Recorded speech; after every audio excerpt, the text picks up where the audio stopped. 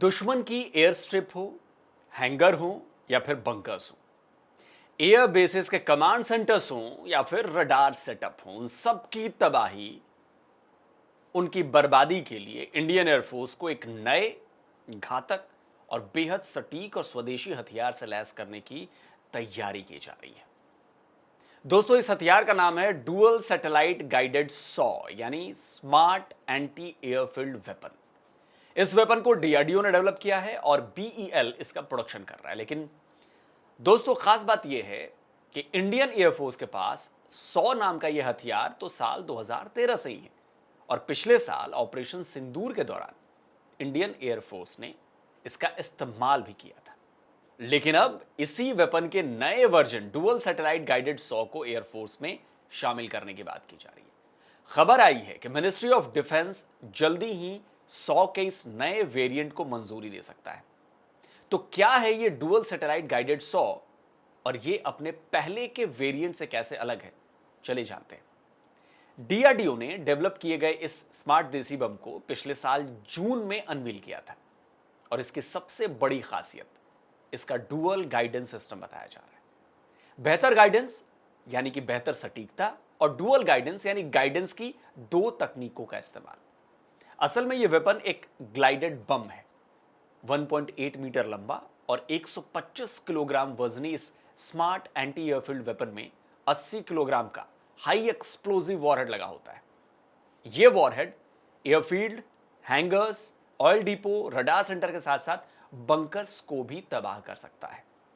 यह एक शानदार स्टैंड ऑफ वेपन है जिसे जेट्स 100 किलोमीटर दूर से फायर कर सकते हैं। यह डिस्टेंस उन्हें दुश्मन की long range air to air missile से भी बचाने की कोशिश करता है। अब बात करते हैं इसके डुअल सैटेलाइट गाइडेंस की।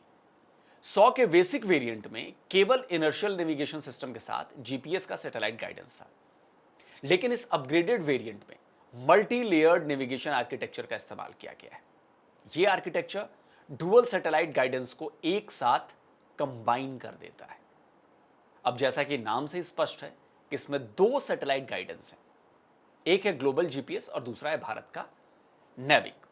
यानी इसमें इनर्शियल नेविगेशन सिस्टम के साथ साथ जीपीएस और नेविक का डुअल सैटेलाइट नेविगेशन भी मौजूद है। इस बेहतर गाइडेंस के साथ इसकी जो सीईपी यानी सर्कुलर एयर प्रोबेबल 7 मीटर से भी कम बताई जा रही है और यह सटीकता ही इसे सर्जिकल स्ट्राइक के लिए सबसे सटीक हथियार भी बना रही है। मतलब इतने सारे हथियारों में से एक ये भी है। यह वेपन दिन हो रात हो हर मौसम में यानी कि all weather day and night इस्तेमाल किया जा सकता है। और इतना ही नहीं, टारगेट को हिट करने से ठीक पहले यानी रियल टाइम में यह अपने कोऑर्डिनेट से अपनी एक्यूरेसी को ठीक भी कर लेता है। आईएनएस की वजह से अगर सैटेलाइट सिग्नल जाम हो जाते हैं या उनमें किसी तरह की डिस्टर्बेंस होती है, तब भी यह वेपन अपने टारगेट तक पहुंचने का रास्ता खोज लेता है। इस हथियार की एक और सबसे जबरदस्त खूबी है, वो है इसकी कम लंबाई और कम वजन। केवल 1.85 मीटर लंबा और 125 किलो वजनी इस गाइडेड बम की कई यूनिट्स हमारे जेट्स में लगाई जा सकती है। जगुआर स्ट्राइक फाइटर जेट्स अपने साथ 6 डुअल सैटेलाइट गाइडेड सॉ लेकर जा सकते हैं।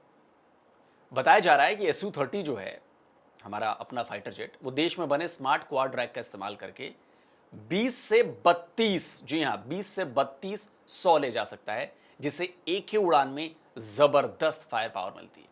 और अब इस स्वदेशी सॉ को स्वदेशी तेजस MK-1A, तेजस MK-2 और दसौं राफेल में भी इंडेक्ट करने पर काम चल रहा है। और तो और एमका और कैट्स वॉरियर को भी इससे लैस करने की योजना है।